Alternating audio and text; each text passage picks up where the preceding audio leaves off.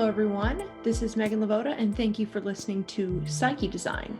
Today, I'm going to be discussing the difference between the creative functions and the experiential functions.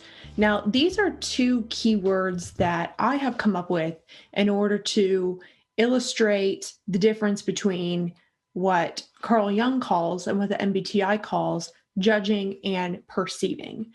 I think that the words judging and perceiving are pretty difficult to understand, and I can explain sort of the context behind that here at the beginning. But I also I believe that creative and experiential functions are just some other keywords that you can use in order to help you understand the nature of these functions. So really, they're just there to help your understanding. So, just as a reminder, when we're talking about cognitive functions here, it's very difficult to define these things word for word because what we're really trying to talk about here is all of consciousness, and we're trying to divide it into 8 pieces or however many pieces. So, I'm doing my best to be specific with my language, and that's what definitions are for, is to help you understand. But, we're talking about huge topics. So don't try to not get too stuck on the words and just allow the words to help you understand and experience the energy that is the cognitive functions. So just a little bit of background. Um, As I've talked about in other episodes, Carl Jung's theory of psychological types is what inspired the popular MBTI. And the MBTI, there is a dichotomy. There are 4 different dichotomies that you're tested for, and then you receive a score on the instrument.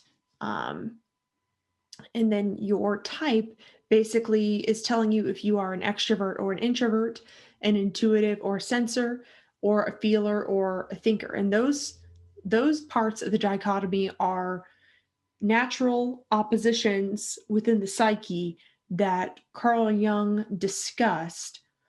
And the J and the P stands for judging and perceiving.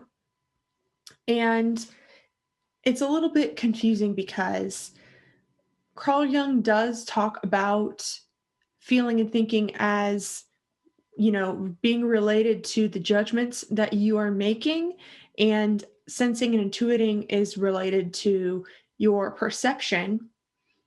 But really, if you are a J in the MBTI, all that is telling you is that your feeling or thinking function, or your preferred judging function, is extroverted. So I don't want to go too much into this because there are other things that you can look into if you want to know why this is, but essentially, to be a judger in the MBTI doesn't it doesn't it doesn't classify introverted judging in the same way. To be a judger means that your feeling or thinking is extroverted, and to be a perceiver in the MBTI means that your sensing or intuiting is extroverted. So there are these traits and these sort of this understanding that people will talk about through the MBTI, in the sense that if you're a P, you might be more flexible, you might be more go with the flow. And if you're a J, you might be more organized or rigid, or you might want to organize the outer world. You might be more goal oriented. These things are not pure archetypes. I'm going to explain why, but essentially the sort of understandings that we have of J and P are kind of removed from the core cognition and instead describing behavior. And it's kind of messy in the sense to where if you were going to try and type someone, it would be so much easier to figure out if they're extrovert or introvert, sensing or intuiting, feeling or thinking, Judging and perceiving is going to be really, really confusing because it's kind of like removed from the thing that you're actually looking at. Because a judger who is using feeling is going to be organizing so much differently than a judger who is using thinking. And so it gets kind of confusing. And so the whole idea of J and P, Carl Jung also introduced the concepts of rational and irrational functions. Now, according to Jung, the rational functions are judging or basically the judging functions. The rational functions are feeling or thinking, and the irrational functions are sensing and intuiting. So there's this whole concept out there of how irrational and rational consciousness behaves differently. But if you are, okay, so the biggest confusion with your 16 type, your letter, your code is that if you're an introvert, it's a little bit reversed for you in the sense that if you are an introvert, your second function is extroverted, which means that your dominant function is introverted. And so if you're a J and you're an introvert, then you actually are using a perceiving function first before you use your judging function, even though your 4-letter code has you marked as a J. And same goes for if you are an introvert and you're a perceiver. In that case, like INFPs, for example, your dominant function is a judging function.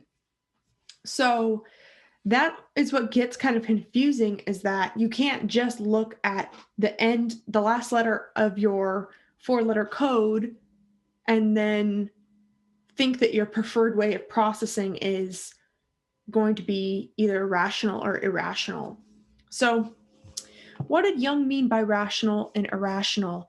Well, I'm not going to be super comprehensive on this, but just to sort of introduce it, this was actually one of Jung's biggest, I guess, discoveries, in the sense that at first he didn't think that irrational consciousness was a thing. It kind of seemed like a oxymoron, where when people would think about consciousness, and when philosophers would discuss it, they would be most of the time thinking about um, thinking and feeling.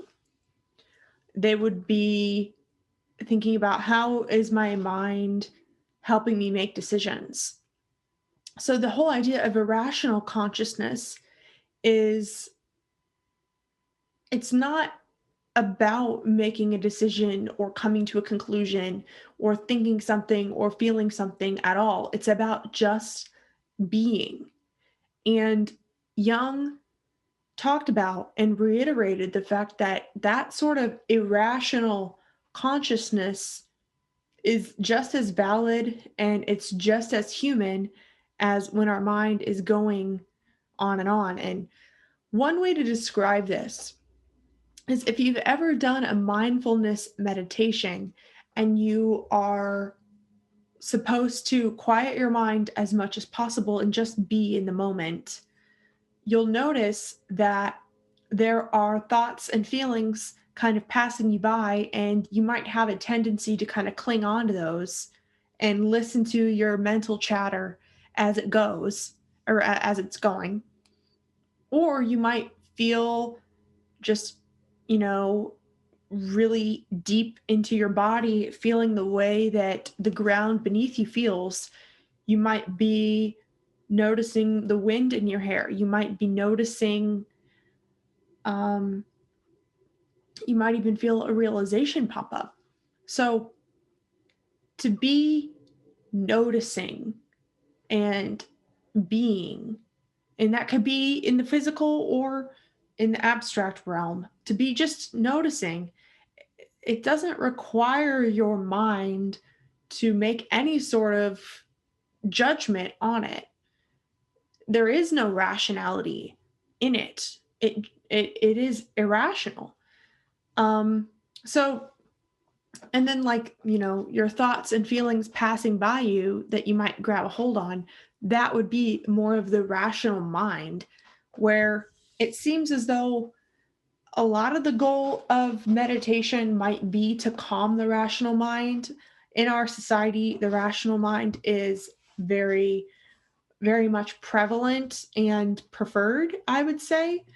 Um, but the irrational side is still always there with you, no matter what your type is.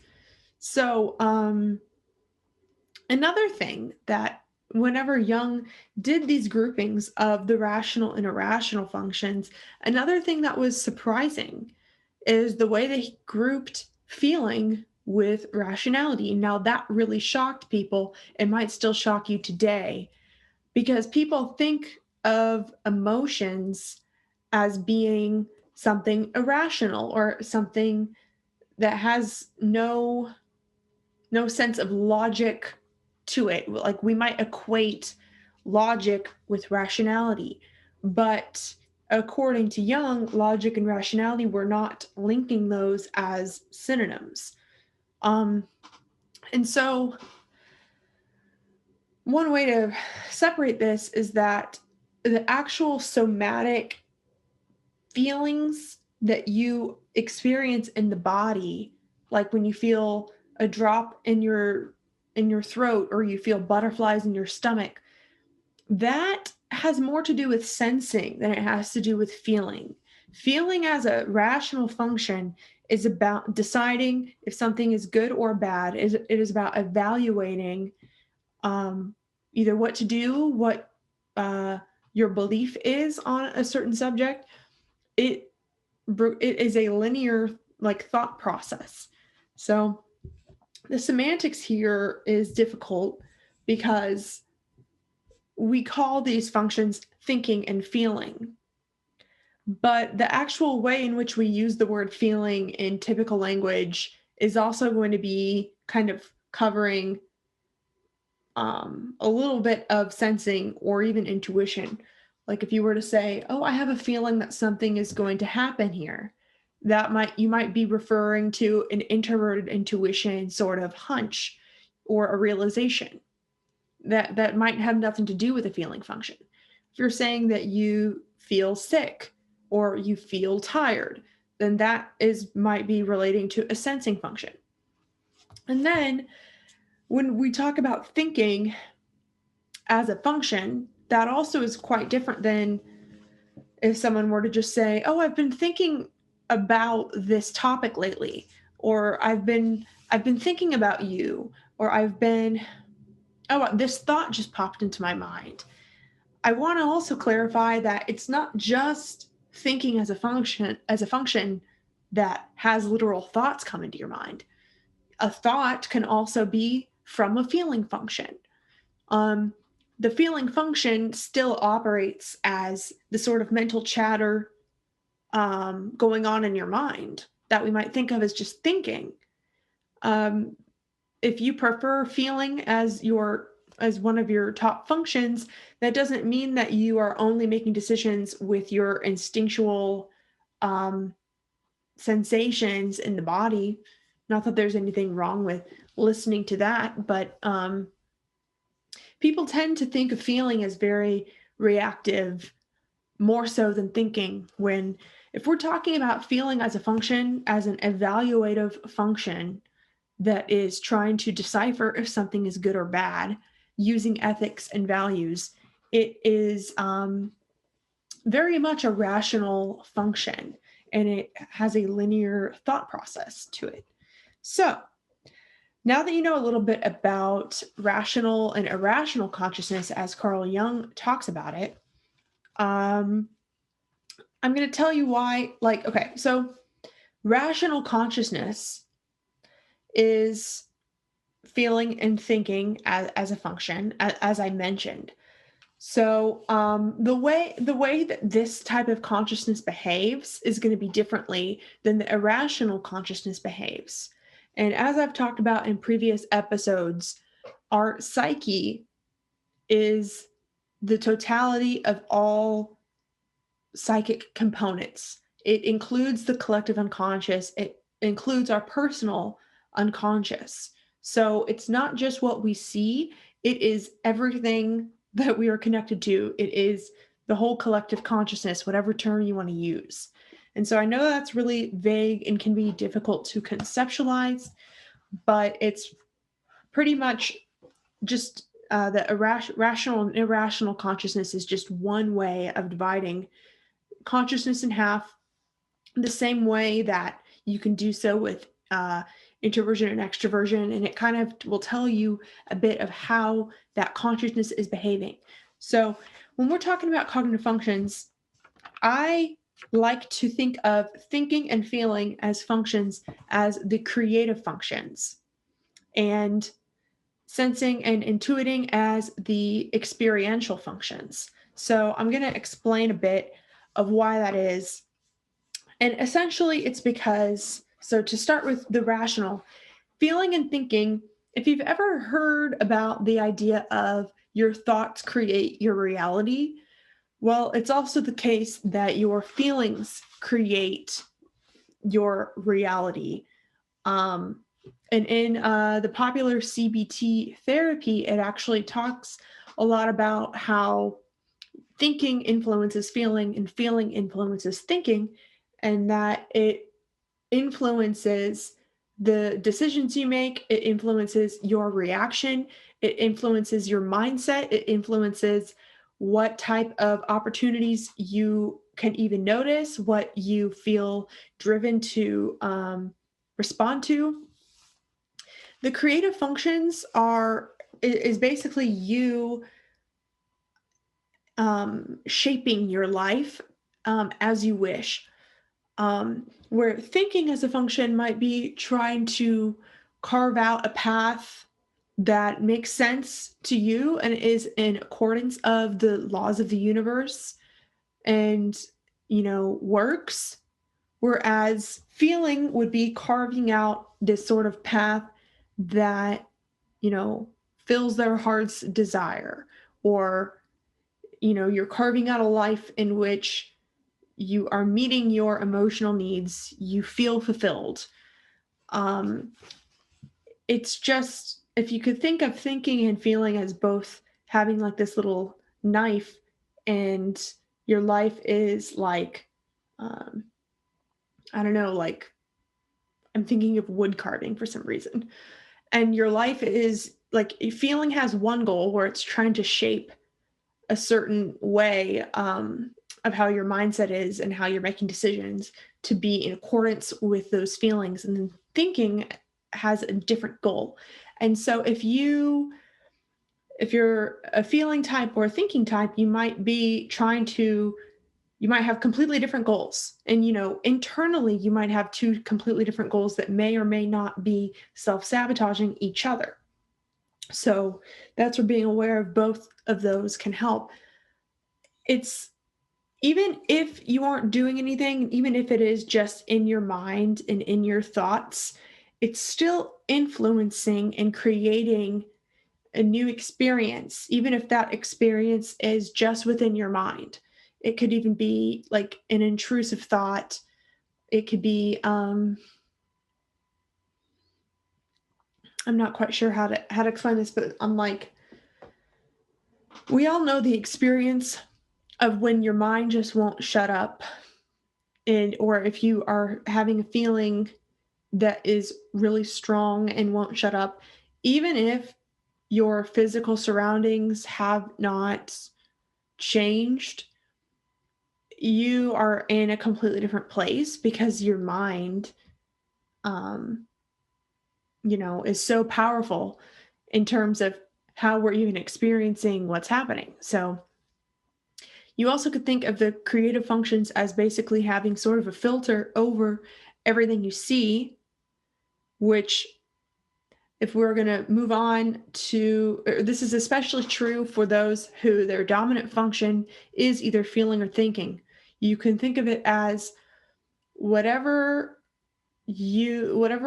sort of goal you have in mind, whatever sort of path you're trying to carve out for yourself, using either your thinking or feeling function, is going to sort of shape what you even see. So the experiential functions, intuition and sensing, that has way more to do with your being, your experience without you having anything in mind, without you having any sort of preference or bias toward anything. It is just pure experience. And so if you are a dominant, if you're a dominant judging person with feeling or thinking, then you have this filter over your experience because your auxiliary function is going to be a experiential function, and you're going to have a harder time kind of tapping into just the pure being or experience of life, because everything that you see is through your lens of, is this true? Is this right? Is this wrong? Is this good? Is this bad? And so for a dominant feeler, you might have the experience in which you are positive vibes only, and anything that is not good is going to be completely filtered out of your experience. Or if you're a thinker, if something does not fit with your personal philosophy or opinion, you might completely filter it out of your experience. Thinking and feeling can be really good for filtering, but the experiential functions, sensing and intuiting, there are no filters. It is just being. And so you might be thinking that sensing seems a lot more like an experience than intuiting. So I want to kind of clarify that. While as sensing has to do with the physical facts in reality, intuition has to do with the abstract concepts in reality. Intuition sees the world through the lens of its potential and ideas, whereas sensing sees the world through the lens of its physical instincts and the vitality of life. So the way that I like to think about it, hopefully this makes sense, is that everything is energy. Everything is energy. Some of that energy is physical matter that has been created. It has been manifested already. And that is sensing. There's also energy that has not been created. And so it exists in this potential of what could be created. An intuitive might look at the world and be noticing what is about to be created, or what has not been created, or how all of the creations are connected, or what might be created, or what they would like to be created. It's still just as real as sensing. It's just focused on a completely different realm. So an intuitive would be focused on the creative potential and not the creation. The intuitive is so focused on the creative potential, they might not even appreciate the creation or know how to experience the creation of life. And so, an intuitive, the learning process for them would be to allow their creativity to be grounded, allow that the wisdom that comes from being so in tune with all of the connections and possibilities, and allow them to be grounded in what the creation. And then for sensing, that would be more of like being able to look beyond what has already been created and pay attention to the subtle signs of what might be, or what could be, or what will be, even. So, and this is why I brought up meditation as an example, because there's lots of different types of meditation, and some of them to me seems more sensing based and some seems more intuiting based. And I think that both are important in different ways, and some people might resonate with some more than the other. And they also feed into each other. So if you're going to be doing a body scan meditation and you were going to be noticing the way your toes feel and then noticing the way your hands feel, you might be so focused on your body that you then have an idea pop into your head that you didn't even realize. Um, that's one way it could go. Or you could be so open and like kind of focused on like the void of potential and you're not really in the body. You might feel like you're floating. And then you realize as you're doing that just how tight your jaw is. So that would be the reverse.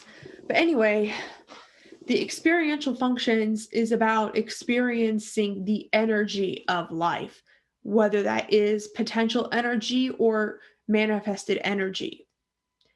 And then thinking and feeling is the way that we carve our path um, by creating with that energy. So experiencing the energy, creating with the energy. It's this back and forth. And no matter what your type is, this is a dance that we all do. So anyway, that's why I think that creative functions and experiential functions are some good keywords to talk about this dynamic. Um, I'll throw in, I guess, yeah. So as I was saying earlier, that if you lead with a creative function, you might be always looking at reality through that lens of your personal bias or your filter. Whereas if you lead with a experiential function, you might feel the opposite, where you're so open to everything that is thrown your way that you might feel a little bit lost, or you might not quite know how to make your mark. So, or you might feel like you making your mark doesn't matter. You may feel so in the flow of life itself that you don't quite know what you want or what matters to you or what you think. So there are these different sort of ways that it can come to be for you. So anyway, thank you so much for listening to this episode and have a wonderful rest of your day.